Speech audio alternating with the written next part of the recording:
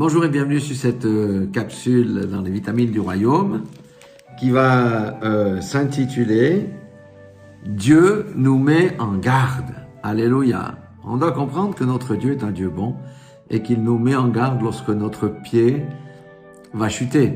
Lorsque nous chancelons, le Seigneur nous met en garde. Et j'aimerais prendre un texte fondateur dans Job, chapitre 33, pardon.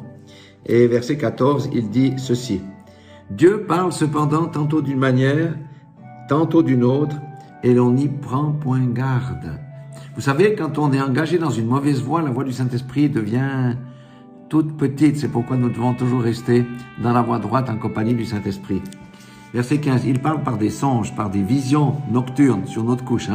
Quand les hommes sont livrés à un profond sommeil, quand ils sont endormis sur leur couche, Dieu nous parle au travers des rêves, des songes.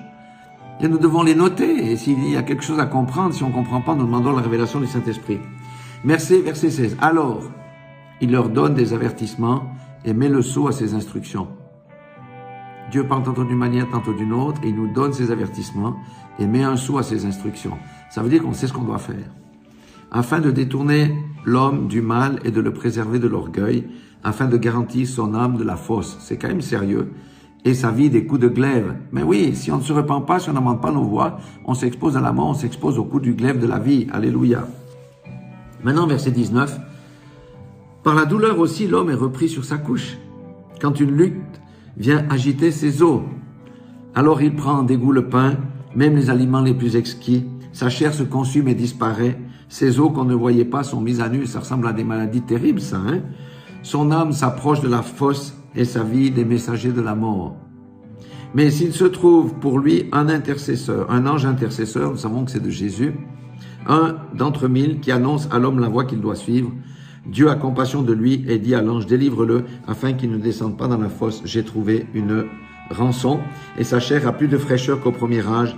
Il revient au jour de sa jeunesse. Il adresse à Dieu sa prière et Dieu lui est propice. Ça nous dit quoi ce texte? Ça nous dit qu'on peut être frappé, mais durement par le Seigneur. Et quand il s'il trouve un ange intercesseur, parce que quand des fois on est dans des situations comme ça, on a beau aller chez le pasteur, chez les frères et sœurs de prier, il y a quelque chose de plus profond. Il y a un besoin de repentance quelque part. Parce que nous n'avons pas écouté la voix de Dieu, nous nous sommes égarés dans un péché ou dans un autre, dans une voie qui n'est pas droite. Et là, il dit s'il trouve un ange intercesseur. Mais c'est qui l'ange intercesseur? C'est Jésus-Christ lui-même qui a pris nos péchés, nos transgressions à la croix de Golgotha. Et le premier message de Jésus-Christ a été lequel? Repentez-vous, le royaume des cieux est proche. Vous voyez, la repentance, c'est quelque chose d'extraordinaire. Il y a des gens qui ont été guéris de cancer du 3e degré à cause de ces choses-là. De maladies tenaces, ils se sont repentis, ils ont été guéris. D'autres ne se sont pas repentis. Après, il ne faut pas voir non plus toutes les maladies comme une punition divine, parce que nous vivons dans un corps de chair qui pourrit, et si on doit partir un jour, il faut bien qu'on trouve un moyen.